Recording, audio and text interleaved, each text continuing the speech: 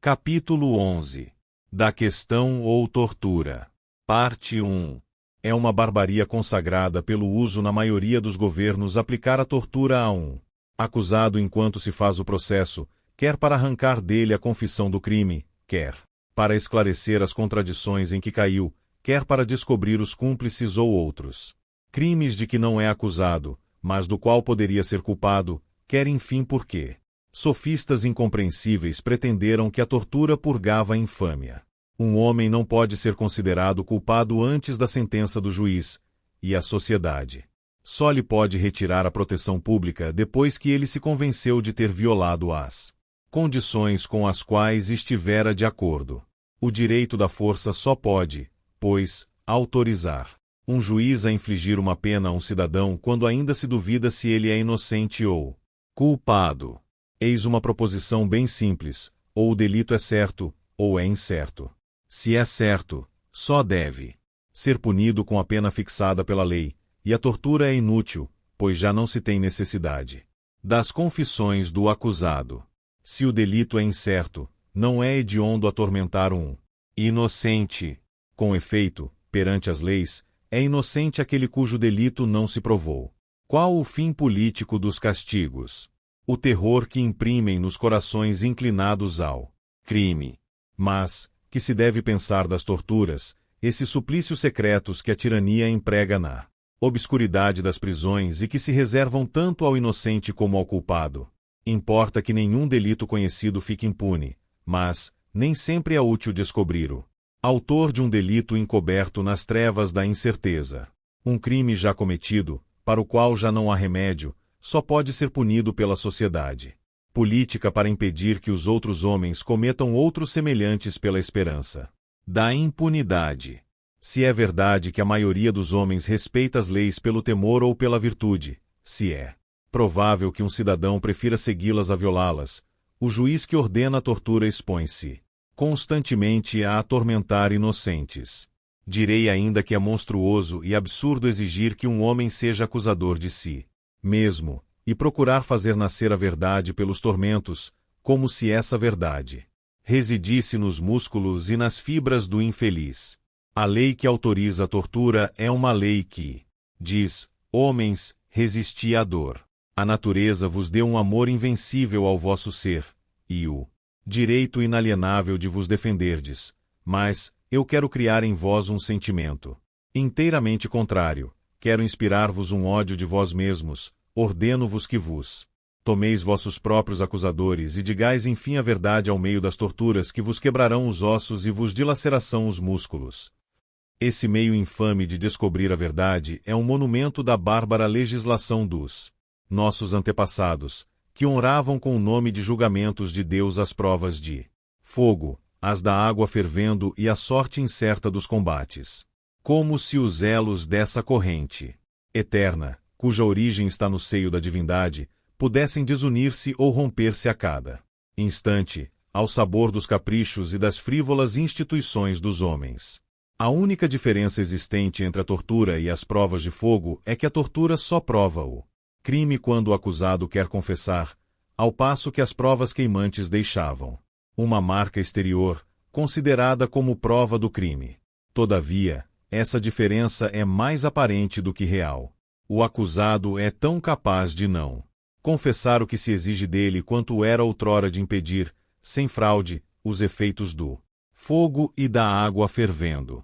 Todos os atos da nossa vontade são proporcionais à força das impressões sensíveis que os causam, e a sensibilidade de todo homem é limitada.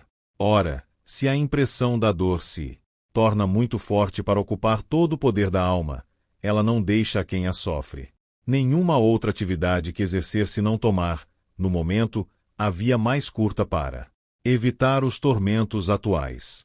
Dessa forma, o acusado já não pode deixar de responder, pois não poderia escapar às impressões do fogo e da água.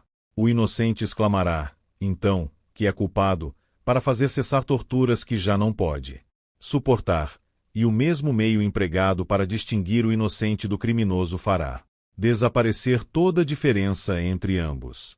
A tortura é muitas vezes um meio seguro de condenar o inocente fraco e de absolver o celerado robusto.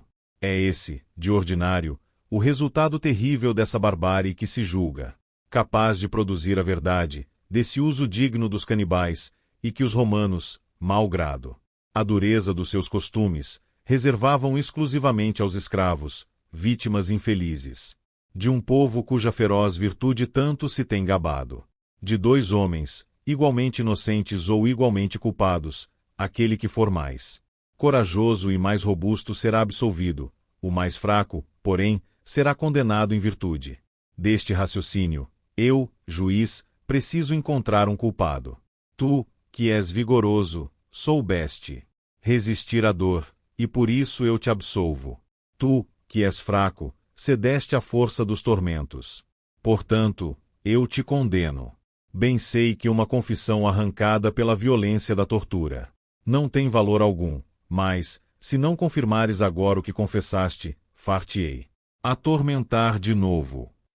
O resultado da questão depende, pois, de temperamento e de cálculo, que varia em cada homem na proporção de sua força e sensibilidade, de maneira que, para prever o resultado da tortura, bastaria resolver o problema seguinte, mais digno de um matemático do que de um juiz, conhecidas a força dos músculos e a sensibilidade das fibras de um acusado, achar o grau de dor que o obrigará a confessar-se culpado de determinado crime. Interrogam o acusado para conhecer a verdade, mas, se tão dificilmente a distinguem, no ar, nos gestos e na fisionomia de um homem tranquilo, como a descobrirão nos traços descompostos pelas convulsões da dor, quando todos os sinais, que traem às vezes a verdade na fronte dos culpados, estiverem alterados e confundidos, toda ação violenta faz desaparecer as pequenas diferenças dos movimentos pelos quais se distingue, às vezes, a verdade da mentira. Resulta ainda do uso das torturas uma consequência bastante notável, é que o inocente se acha numa posição pior que a do culpado. Com efeito, o inocente submetido à questão tem tudo contra si, ou será condenado, se confessar o crime que não cometeu, ou será absolvido, mas depois de sofrer tormentos que não mereceu. O culpado, ao contrário, tem por si um conjunto favorável, será absolvido se suportar a tortura com firmeza, e evitará os suplícios de que foi ameaçado, sofrendo uma pena muito mais leve. Assim, o inocente tem tudo que perder, o culpado só pode ganhar. Essas verdades são sentidas, afinal, embora confusamente, pelos próprios legisladores. Mas, nem por isso suprimiram a tortura. Limitam-se a achar que as confissões do acusado pelos tormentos são nulas se não forem em seguida confirmadas pelo juramento. Se, porém, recusar-se a confirmá-las, será torturado de novo. Em alguns países e segundo certos jurisconsultos, essas odiosas violências não são permitidas mais do que 3 vezes. Em outros, porém, e segundo outros doutores, o direito de torturar fica inteiramente à discrição do juiz.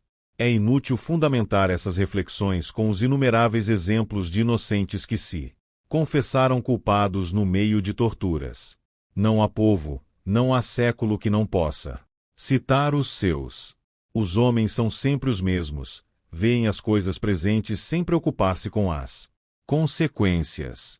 Não há homem que, elevando suas ideias além das primeiras necessidades da vida, não tenha ouvido a voz interior da natureza chamá-lo a si e não tenha sido tentado a se lançar de novo nos braços dela. Mas, o uso, esse tirano das almas vulgares, o comprime e o retém no erro.